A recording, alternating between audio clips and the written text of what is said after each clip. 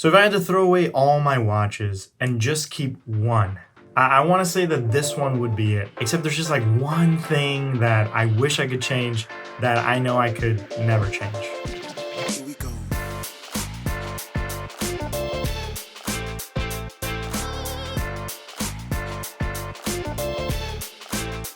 Alright guys, welcome back to the channel. Today we have another daily driver test. Now this is a series where I wear watches that you guys suggest as daily drivers, and then I rate them in different categories such as design, wear experience, movement, and legibility. And at the end, I add up all the totals and then I give it a daily driver rating. This time you guys wanted me to test out the G-Shock Square, and I happen to have a GWM5610-U. Now you probably clicked on this video thinking, this is a Casio, this is a god tier watch. This watch is gonna get an easy, perfect score. How could it not? Well, I thought the same thing, but I was wrong. So anyway, let's get into that. Let's go ahead and start with the first category, which is the design. Specifically, let's go through the dimensions. Dimensions, I rated a 5 out of 5. So measuring the case from the widest point, we have 43.4 millimeters. Thickness of about 12.5 millimeters, we'll say. And then for the lug-to-lug distance here, G-Shock says it's 46.7 millimeters, but we're actually gonna measure from the outside of the bracelet here because on your wrist it does protrude. So you're looking at about 55 millimeters. And here it is on my 7-inch wrist, just for your reference. This thing is so beat up over the years, but honestly, it still looks great. Now, I know that on paper that sounds really big, but it doesn't wear big. In fact, if you have a smaller wrist, like 6 inches maybe, this is probably gonna be one of the only G-Shocks that you're able to wear without it looking absolutely ridiculous. I mean, if you compare the size to the G-Shock Rangeman, this G-Shock Square is looking slim and sleek. And that brings us to the K-shape and finish, which I rated a 5 out of 5. So aside from all the features and complications, this is definitely gonna be the highlight of this watch. And not only is it the highlight, but in my opinion, it's also the Achilles heel, and I'll get into that a little bit later on. Nowadays, G-Shocks come in all shapes and sizes, but what's so special about this watch is that it's modeled directly after the original G-Shock released in 1983, the iconic DW5000C. So the story goes that one day Casio was having an internal meeting and one of the engineers submitted a proposal for a new watch. It was a simple phrase, really, a durable watch that would not break even if dropped. That man was Kikuo Ibe. He was actually working on the project himself until Casio made this special task force of 3 men called Team Tough, headed by Ibe himself. And the goal was to create a watch that could withstand a 10-meter drop, or 33 feet, which is why the case is shaped as it is. It's not just aesthetic. Remember, Casio made this engineering team specifically to design the exact contours and angles of the case so that it would be able to resist impact. And actually it took 2 whole years, and they went through 200 different prototypes before they arrived at the final design that we all know today. But taking a closer look at the case, we can see that the material is made out of a urethane resin, which is a type of plastic, and it was selected specifically for its flexibility and shock absorbent properties. Now, the color's not exactly black. It kind of has like a matte charcoal color to it, but I mean, you can find this in virtually almost any color. So you can see very angular case. You have these like carved out indentations that act as guards for each of the buttons, and then a raised bezel that acts as a bumper to protect the LCD screen. And this is of course just an exterior shield held in by 4 screws, and that's to protect the actual module inside. And I have another square here so I can show you what that looks like. It's really just kind of like a face mask, which you can actually replace if it ever gets damaged or if you want to change the color. Now there's no crown on this watch obviously, so for the score I'm just going to be talking about the pusher buttons, which I gave a 5 out of 5. Perfect. On other G-Shock Squares, the buttons are just ever so slightly more recessed in there, so you can't really push them with your finger. You actually have to dig in with your fingernail, and I mean, I understand that this is for added protection, but I really appreciate that they made these buttons a little bit more accessible. It just makes it for a better experience. All right, and now moving on to the bracelet, which I gave a score of 4 out of 5. That's pretty good. I was gonna give it a 3 out of 5, but the bracelet for this watch was specifically constructed and designed to meet the needs of this watch. It's made out of the same urethane resin as the case, and it's molded out to round like this because the intention behind the design is that if you drop the watch in a way where it's gonna hit the back plate, instead the bracelet is just gonna act literally like a shock absorber and then take that impact. So it has these little ridges underneath, which a lot of people think it's for sweat, but it's actually so that you can lock your keeper in place once you put the watch on. All right, and here is my conspiracy theory on this bracelet. Each of these notches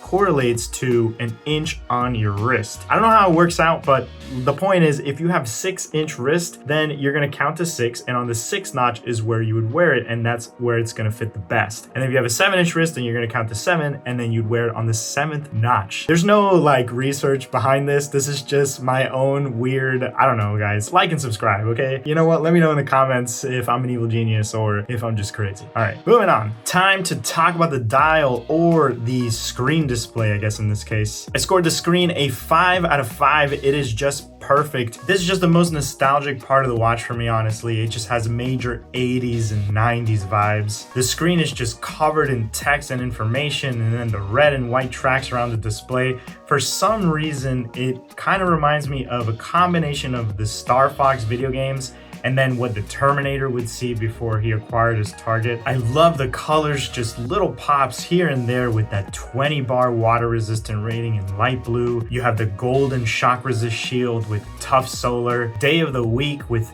the month and date to the right of it, just inside that little rectangle, time displayed, and then just below that you have an alarm indicator and a battery level indicator, because this is a solar powered watch. On a full charge, I think it lasts anywhere between 6 to like 9 months or something.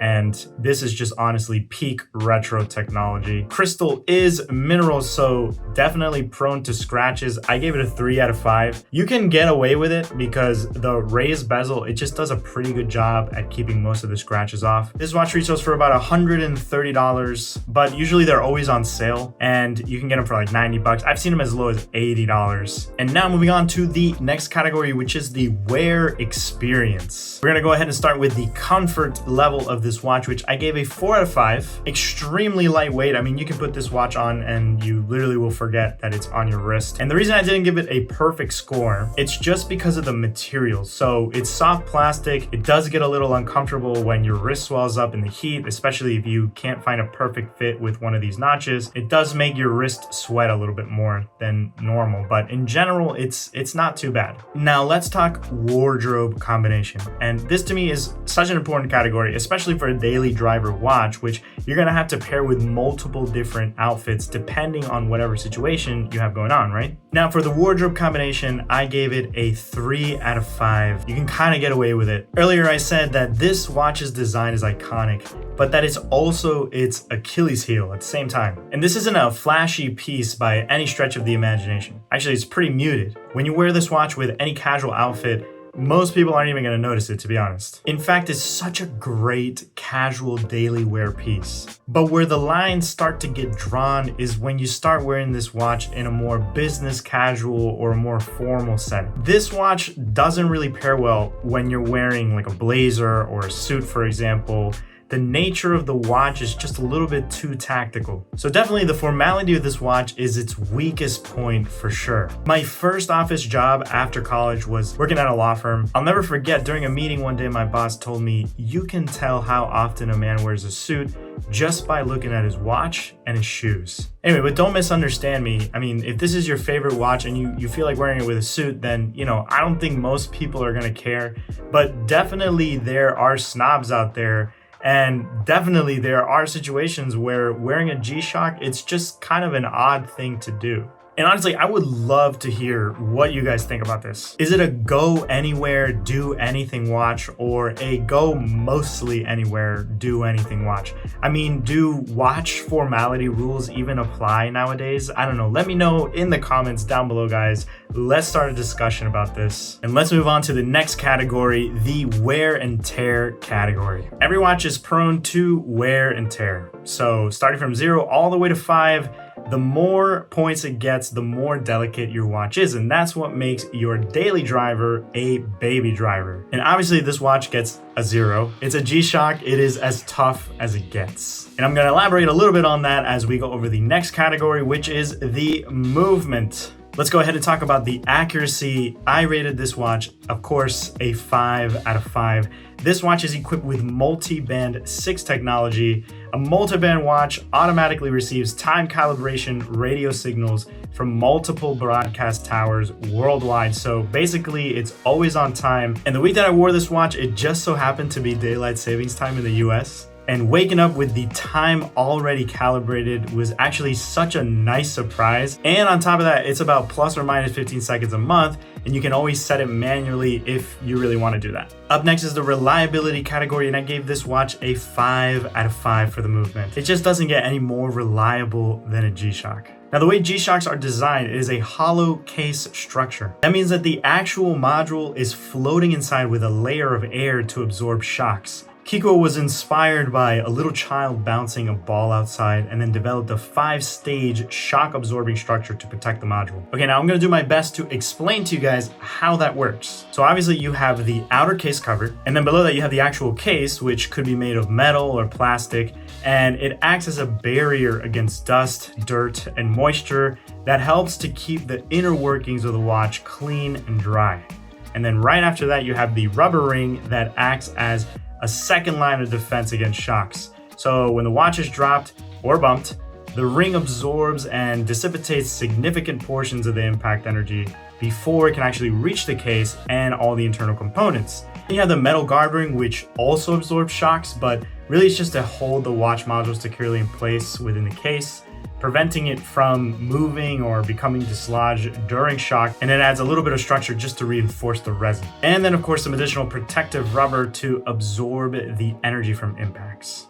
Anyway, let's move on to the complications. I scored it a 5 out of 5. This watch pretty much has everything that you could possibly ever need. Date, atomic time, stopwatch, dual world time, you have a timer, 5 alarms, and my favorite is the hourly chime. I love it. So basically everything you need under the sun in a daily driver, and it's solar powered. I mean, what more could you ask for? As someone who has an unhealthy obsession with timing everything, having a stopwatch handy on my wrist was especially great, and I love that it displays the current time as you're in the stopwatch or timer mode, or when you're timing a workout or when you're going for a quick run. I was also enjoying that world time function as well. Honestly, it was just so nice to have on hand whenever I needed to get in touch with a client overseas or just someone a few hours behind. And then the last thing that we need to talk about is the legibility category, starting with, is this watch an easy reader? Obviously 5 out of 5. This is a definitely easy reader. It really doesn't get any easier than reading a digital clock. And then as for the nighttime visibility, in this case would be the Lume score, I gave it a 5 out of 5 as well. It comes with this very nice white LED light, which you can program to turn on automatically whenever you roll your wrist. And this is a small feature, but it makes a big difference, especially when you're driving or you're doing something where it's just inconvenient to press a button. Quick flick of the wrist and you're good to go. All right, guys, and let's total up all the scores that we've gotten so far. Let's start from the strongest point of this watch to the weakest point. And really quick, guys, if you like this video and you want to see more daily driver tests in the future, then please like and so the strongest point of this watch, it is actually a tie between 2 categories, the movement category 30 out of 30 for 100%, and the legibility category 20 out of 20 for 100%. So that means if you are looking for a daily watch with perfect accuracy, reliability, and jam-packed with complications and features, and has incredible legibility, then consider getting a G-Shock Square. And then in the second spot, we have the design, 27 out of 30 for a 90%. Straight out of the 80s, just iconic, and everything is perfect except for the crystal and the bracelet. And then finally, we have the weakest point of this watch, which is the wear experience, which is coming in at a 14 out of 20 for a 70%. The G-Shock Square has this super rugged, sporty vibe, which is great if you're into that. But then when it comes to a more buttoned up look, that contrast between your outfit and the watch, it can just feel a little bit off. And then finally, I have an extra credit option, which I call the budget boost. If a watch is $400 or below, then it gets an extra 3.5 points, which this watch does. So the G-Shock Square GWM5610-U gets a final score of a 94.5, which is amazing for a daily driver watch. Honestly, anything above a 70, I think is a great daily driver, but this is the highest score that I've ever given a watch so far. And that's it for today, guys. Let me know if you agreed or disagreed with this daily driver rating. Offer your own daily driver rating in the comments. And as always, guys, I will see you in the next one. Bye.